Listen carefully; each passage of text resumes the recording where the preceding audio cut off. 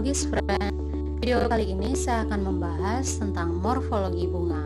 Langsung saja ke pertanyaannya. Yang pertama, tuliskan definisi dari bunga jantan, bunga betina, bunga banci atau hermafrodit, kaliks, corolla, androsium, dan ginasium.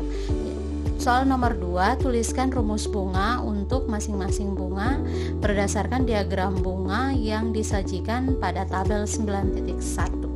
Nah, kita langsung saja di jawabannya. Di situ bunga jantan adalah bunga yang alat perkembangbiakan terdiri atas benang sari saja atau tanpa putik. Sedangkan bunga betina, bunga yang alat perkembangbiakan terdiri atas putik saja tanpa benang sari.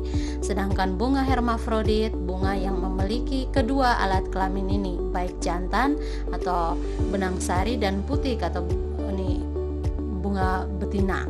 Dan biasanya dalam satu bunga itu terdapat putik dan benang sari.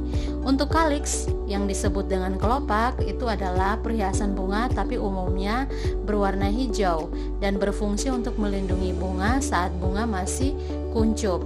Sedangkan corolla itu adalah perhiasan bunga yang berwarna mencolok, biasanya berwarna menarik dan biasanya berfungsi untuk melindungi putik dan benang sari. Sedangkan androsium itu biasa disebut dengan alat perkembangbiakan jantan pada bunga, sedangkan ginasium itu alat perkembangbiakan betina pada bunga. Nah, kita lanjut saja ke bagian nomor 2-nya. Di sini ada diagram bunga untuk bunga kembang sepatu atau hibiscus rosa sinensis. Nah, biasanya bunga kembang sepatu ini nanti kita akan memberi keterangan berapa jumlah kaliks, berapa jumlah corolla, androsium dan ginasium. Kaliks atau kelopak dan corolla atau mahkota. Androsium itu adalah benang sarinya dan ginasium adalah putiknya. Biasanya lingkaran paling luar ini untuk bunga kembang sepatu itu adalah kaliks. Ini adalah kaliks dan disebut dengan kaliks tambahan atau yang disebut dengan epikaliks. Dan jumlahnya adalah 7. 1, 2, 3, 4, 5, 6, 7. Nah, ada 7 sehingga kamu lihat dia tidak berlekatan atau garisnya tidak bersambung. Artinya kita tulis K7 tapi tidak ada kurung. Oke, karena dia masih punya kaliks yang lain maka kita tulis tambah. Kaliksnya untuk yang kaliks sejatinya itu ada jumlahnya 5. 1 yang warna abu-abu ya. 1, 2, 3, 4, 5 dan ujung-ujungnya ini masih bersambungan satu dengan yang lain sehingga tulisnya 5 tapi dalam kurung, artinya masih bersambung ya. Terus koma, kita hitung dulu corollanya. Corolla disimbolkan dengan huruf C, itu jumlahnya itu adalah 5. Kita hitung yang warna hitam ya, seperti bulan sabit. 1, 2, 3, 4, 5 sehingga C sama dengan 5 atau C-nya 5. Tapi dia tidak berlekatan tapi dia berselang-seling saja, berselip keluar, ada yang masuk dan seterusnya. Dan untuk lingkaran di bagian dalam ini yang warnanya putih ini adalah androsiumnya. Androsium dalam jumlah banyak, kita tulis A-nya, tapi rumusnya itu kita pakai rumus definisi tak terhingga. Dan yang terakhir untuk ginasiumnya itu adalah 1 saja. Ginasiumnya itu 1 tapi dibagi atas 5. 1 di atas ini, 2, 3, 4, 5. Ada 5 kepala yang berwarna putih sehingga tulisnya G5. Namun 5-nya harus dalam kurung karena mereka berasal dari satu tangkai.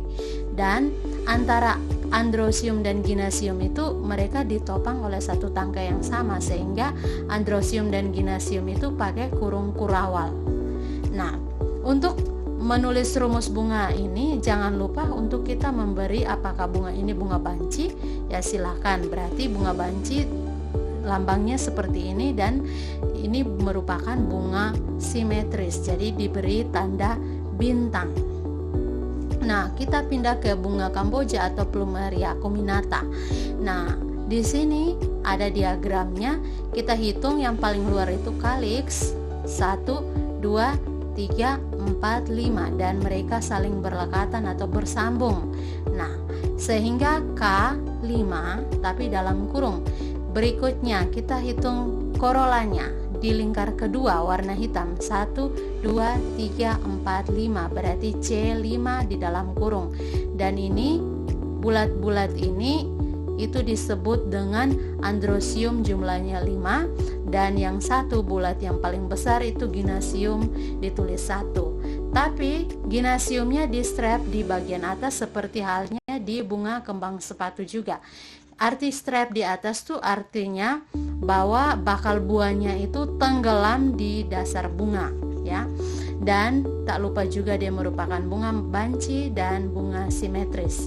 Untuk bunga Nerium oleander itu rumus bunganya itu dia merupakan bunga banci atau hermafrodit dan sangat simetris. K-nya itu ada 5 ya. Dan dalam kurung kita hitung ada 5 ini ya. Segitiganya ini ada 5, 1, 2, 3, 4, 5. Jadi 5 dalam kurung karena mereka saling berdekatan di bagian ujung. Dan C-nya ada 5 ya. Satu yang ke bulan sabit ini yang warna hitam 1, 2, 3, 4, 5. Sehingga C5 dan androsiumnya yang kayak mangkok ini yang bulat ini 1, 2, 3, 4, 5 berarti A-nya 5. Terus dan ginasiumnya 1 bulatan besar ini dan di dalamnya pasti ada biji-biji yang banyak. Nah, sehingga bakal buahnya itu tenggelam di dasar bunga sehingga G-nya di strap di atas. Begitu juga dengan bougainville, kita lihat kaliksnya itu yang hitam ini ada sekitar 5 ya. Jadi K-nya 5 ya, koma C-nya atau korolanya 5, 1, 2, 3, 4, 5 yang warna putih ya. Berarti semuanya dalam kurung karena mereka seperti trompet, ujungnya menyatu tapi di bagian atasnya itu yang mengembang. Tapi antara kaliks dengan korola itu mereka berlekatan sehingga diberi tanda kurawal, kurung kurawal. Dia ini androsiumnya itu 8 ya.